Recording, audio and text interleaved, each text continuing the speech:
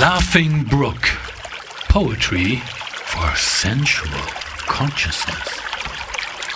Between a rock and a hard place, there the stream of life flows, all nonetheless.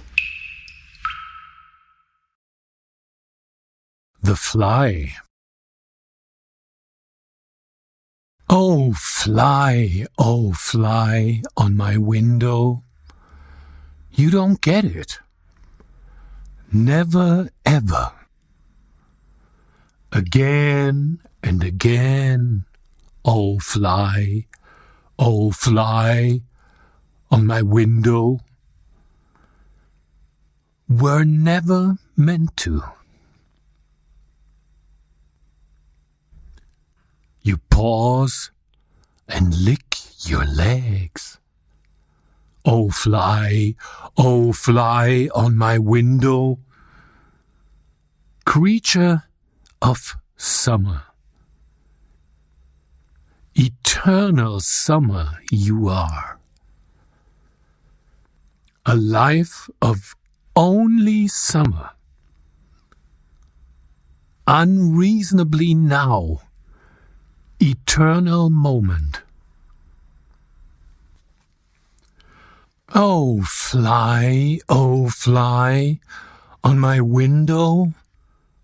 I see, I know, I feel, I open. Let you out of my window. Oh fly. You fly into summer. Summer. Be my summer. Such sweet summer. Fly. Fly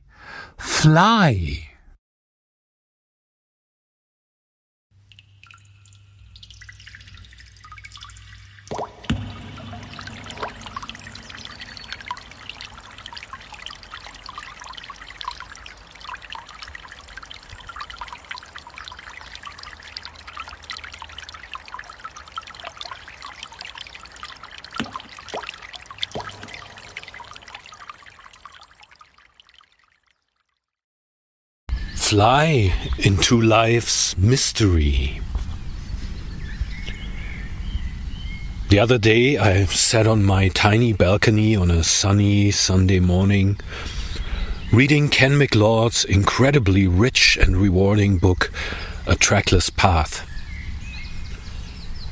The book is a commentary on a poem by 8th century Tibetan mystic Jigme Lingpa. This poem comes from a perspective of someone who traversed a path of meditation in the Tibetan tradition and went it all the way to the end, which is the beginning. Or, to express it differently, since he was a mystic, all the way to effortless, aimless, not wanting, not grasping, being.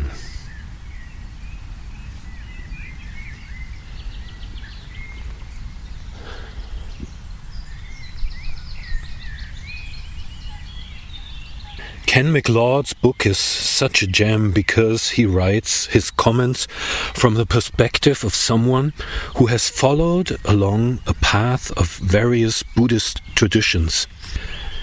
And with followed, I mean walking the walk, not just talking the talk. It is very obvious how the guy knows what he's talking about, down to the most painful, perplexing and desperate intricacies, and with a clear understanding and experience of the vastness of where this trackless path leads to.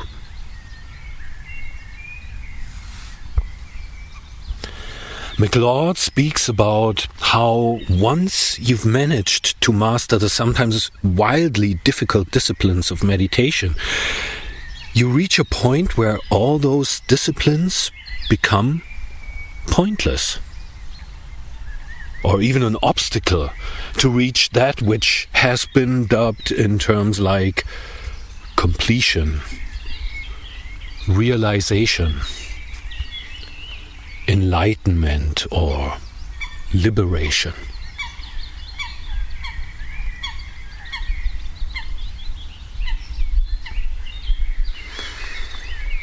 This is when you realize how no technique or practice in the world will ever get you there.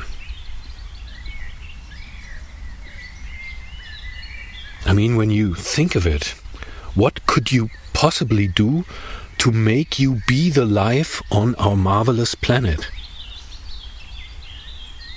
Except that after all your efforts, realizing that you were always and irrevocably part of this life, and that it flows in you and through you constantly.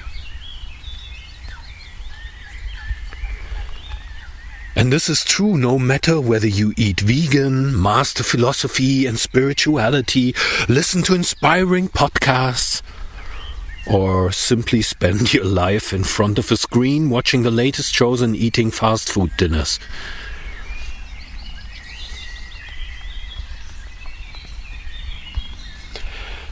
There is a difference, though, in experience and in awareness. And this difference makes all the difference, for everything has consequences.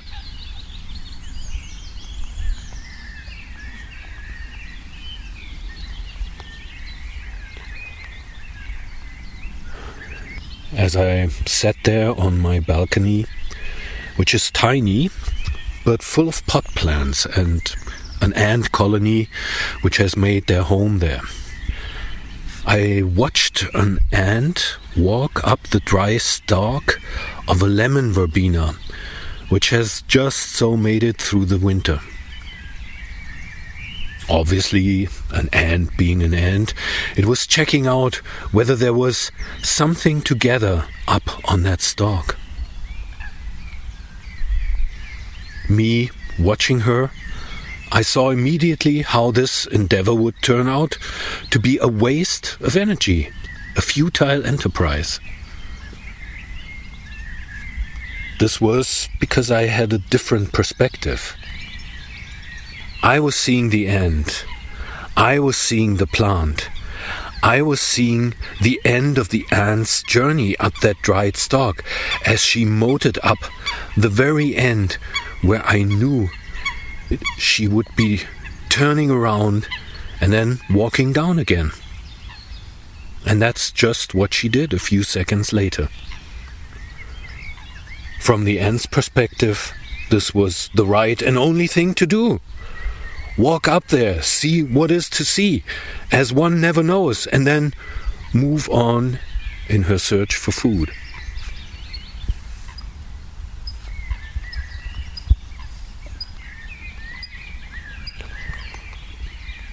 The path of expanding your consciousness, your awareness, with all its demanding efforts and pitfalls, has an ongoing reward.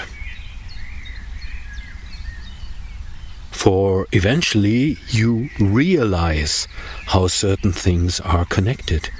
You become aware of what some things lead to and may choose not to go down that road. Whereas without that awareness, you cannot help but doing that. Climbing up that stalk. As life is enlightened by the light of consciousness, you begin to see and thus are free to make a choice. Then you don't have to walk up dried stalks like that ant or bump 1,000 times against unmoving glass like a fly.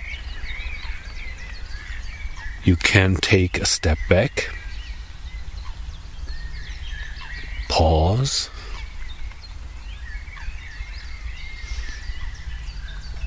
and go about life differently.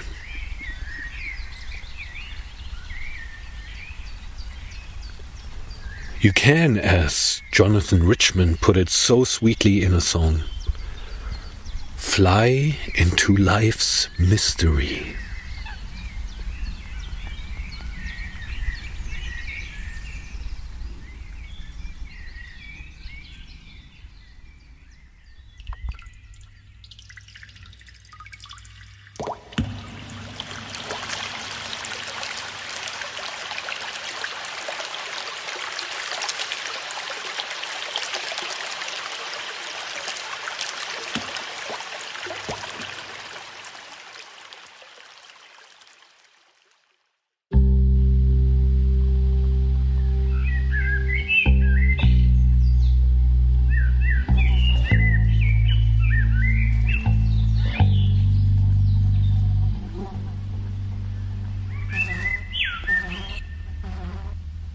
The fly.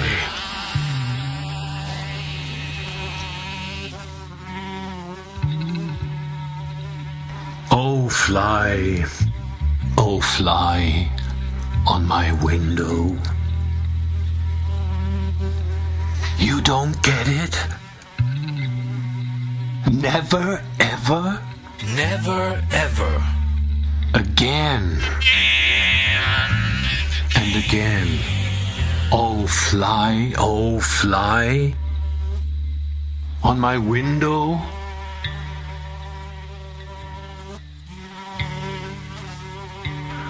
We're never meant to. We're never meant to.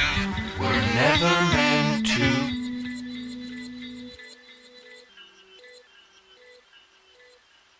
You pause and lick your legs. Your legs. Oh fly on my window.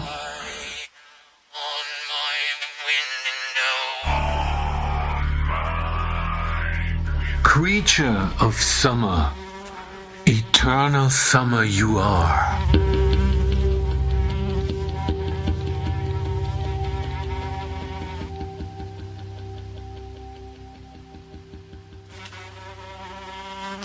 A life of only summer,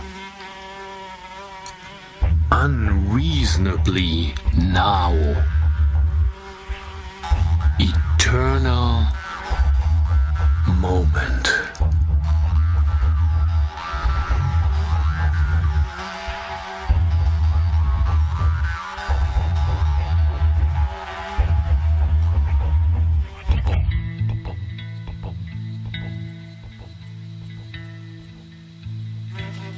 Oh fly on my window. I see. I know. I feel.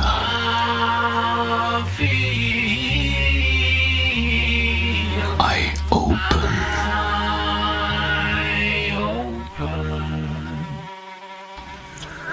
I let you out of my window. Out of my window.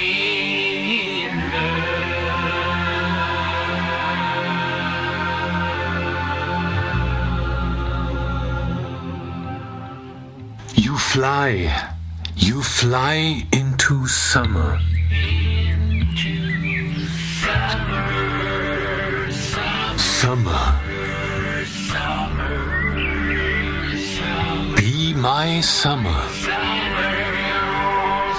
Such sweet summer. Fly.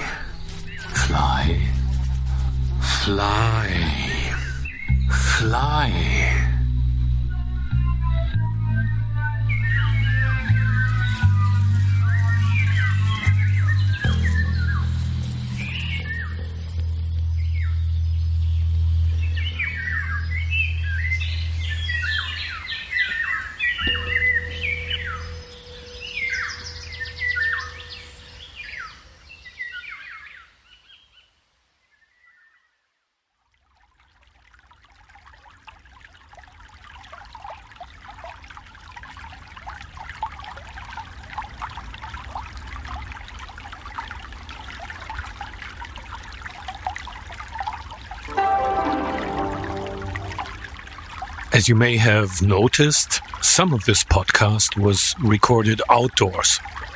It's not the proper protocol for creating perfect recordings, but I love being outdoors. And in this episode, I took the license to take you out there with me. You may not have gotten perfect sound, but you certainly got something else. How did you like that? I'm curious to hear, so please leave me a comment. Until it's time to wrap this one up and fly into life's adventure. If you liked what you've been hearing, please help spread the word and share with a friend or three. Leave a rating, and I love reading your comments. It's been a while since the last episode, so thank you for waiting patiently for this one. I already have some half-done ones in the pipeline and hope to get out the next one soon. My name is Laughing Brook. I'm a poet, dancer, mystic nature coach, and man whisperer. And until that next one, keep on bumping and jumping with the stream of life.